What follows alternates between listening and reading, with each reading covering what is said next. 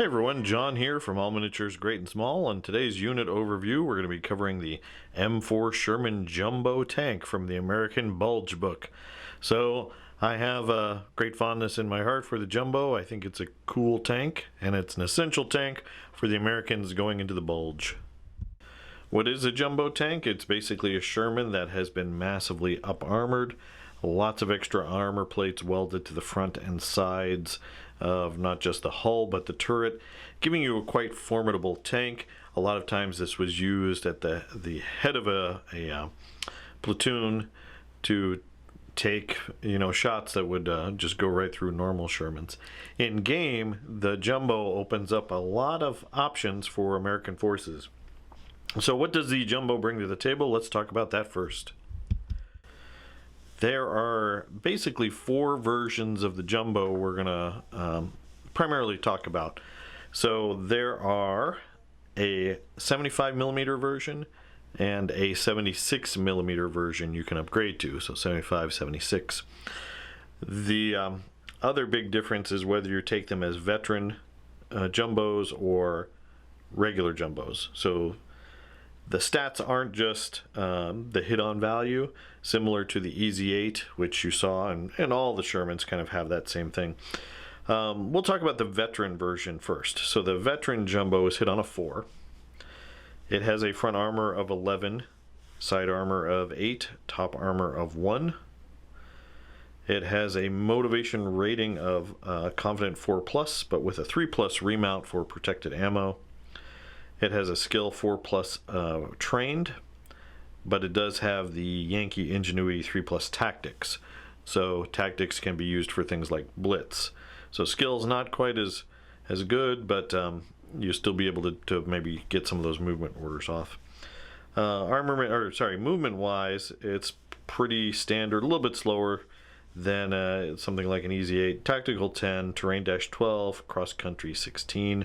Road dash 18, and here's the big tough spot for the Jumbo. It's a 4+ cross check, so it's crossing significantly harder because of all the extra weight that it is carrying from that armor. Weapons wise, it's either going to have a 75mm or a 76mm stat line. So 75mm is anti-tank 10, range 28 inches, 3+ firepower with smoke and stabilizer. Or the 76 version, which is farther range, 36 inches, anti-tank 12, 3+ firepower, no HE and stabilizer. So the 76 version not only loses the smoke, it picks up the no HE penalty as well. The Jumbo has the same number of machine guns all American Shermans have. It has that 50 cal plus a couple of extra 30 cal, so when it's not moving it can put out 5 dice of machine gun fire per tank, which is not shabby at all. Alright, so that is the veteran tank. The normal Jumbo, or hit on 3 Jumbo, has the same armor stats, 11, 8, and 1, but it has a motivation of 4+, just like the veteran, but it has a last stand of 3+. So in some ways the aggressive version, the non-veteran version, has a better last stand check, so it's 3+ instead of a 4+. Otherwise they remount the same. Skill is trained, but they don't get Yankee Ingenuity, so they're still doing blitzes on a 4+ as well. So skill is just 4+ across the board for those kind of Jumbos. Weapon options, everything else is the same. So basically you are, depending on what company you're either bringing a veteran Sherman company or a standard Sherman company, and that's going to dictate what type of Jumbo you get. So you can't mix and match veterans with non-veterans in the same formation. So just keep that in mind. It's dictated by what formation you're taking. Again, veteran Sherman, veteran or non-veteran Sherman. Okay. So in the platoon itself, it does give you the option to upgrade. Sorry, let's back that up. When you take an American late Sherman platoon, you can upgrade one of those tanks in that platoon to a Jumbo. You only get the option to upgrade one, so you can upgrade one, and then you can choose whether it's a Sherman 75 or Sherman 76 gun on that. The HQ can also take one jumbo as well, so you can see that you really can't take a ton of jumbos, but they are there to provide cover for the other tanks in your formation. If any of you guys have seen my Bulge battle reports yet, they should be out on the channel already. You'll see that you know, how I have my jumbos integrated into my Sherman tank platoons. All right, so what does the jumbo do? Now, you could have, let's say you just have a regular old jumbo here, and you've got an Easy 8 in this platoon and a regular old Sherman in this platoon. Now, as a German player shooting at this formation, I'm probably not going to purposely target the jumbo. So if, let's say, I'm bringing in some Hetzers here to start shooting at these Americans, they're going to target something else, probably the Easy 8, because that is the deadliest tank in this platoon. So all of those shots are going to go onto that Easy 8. But by using the mistaken target rule, the American player has the option to swap those hits to the jumbo and basically let the other tanks survive a little bit longer. Now that's more useful if you know, these three tanks shoot and they only hit the Easy 8 once, and that's the only hit, and then you swap it to the jumbo. But let's say these Hetzers get lucky and hit this platoon 3 times. Well, 1, 2, 3, you're not, well, you could swap, but it doesn't do anything for you because you're just swapping hits back and forth. So you have to keep in mind the limitations of swapping as well. Also, if the opponent can get within 8 inches, you can't swap. So knife fighting American Shermans, well, normally I wouldn't recommend it, is a way to get around the jumbo rule.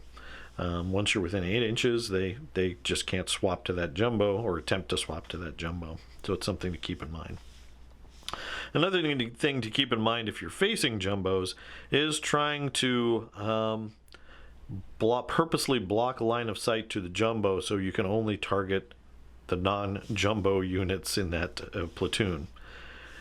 Right, so if you have a house here and you've got your Sherman 76 and your jumbo and this guy over here, maybe as my Germans, I shoot from this angle. I can only see him, I can't see those two. So if I do manage to hit that Sherman, he can't swap it to the jumbo because the jumbo's not a valid target for these guys. So looking at ways to keep the jumbo out of line of sight, you know, keep it from being a potential target so that you can pick off other guys, is something, as a German player, or at least when you're opposing Shermans like this, is something to always keep your eyes out for. Now, AT-11 is a great armor value, but it's not all powerful. So AT-11 pretty much means that these jumbos are impervious to Panzer IVs, Stugs, anything with AT-11, Hetzers from the front. Front armor 11 is just going to bounce that. You are still a danger when a Panther or Tiger shoots at you with AT-14.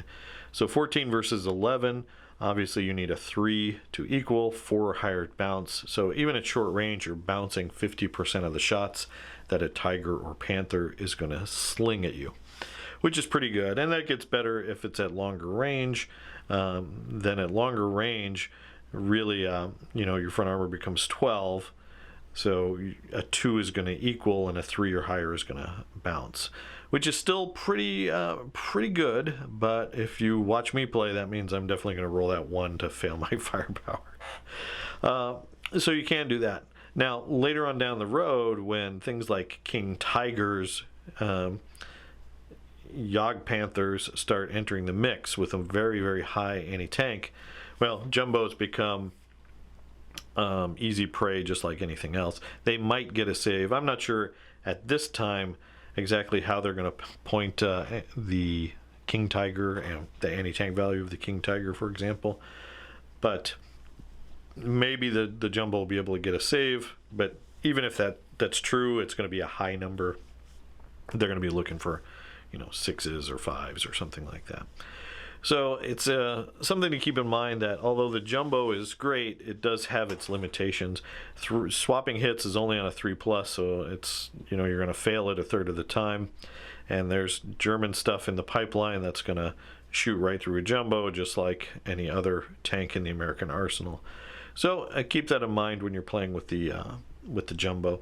Do I think you should upgrade the jumbo in your platoons? Absolutely.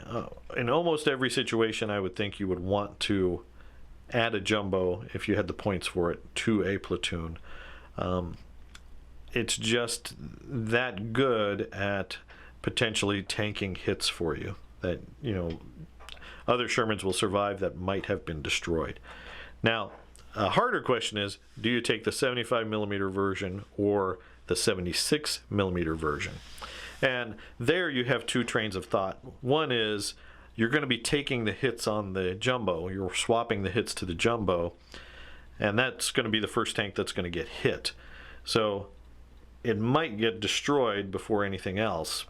So in that case, don't invest the extra point in upgrading to a Sherman 76mm gun. Just keep the jumbo as cheap as possible, and all it is a way to soak damage off. The other train of thought is to go ahead and upgrade to that Sherman 76 and make that jumbo as scary and deadly as it is, and the German player then has a choice. Either they're going to shoot at the weaker tanks in the platoon, or they're going to try to go after the jumbo 76, which is now pretty deadly with that that gun, the 76mm gun.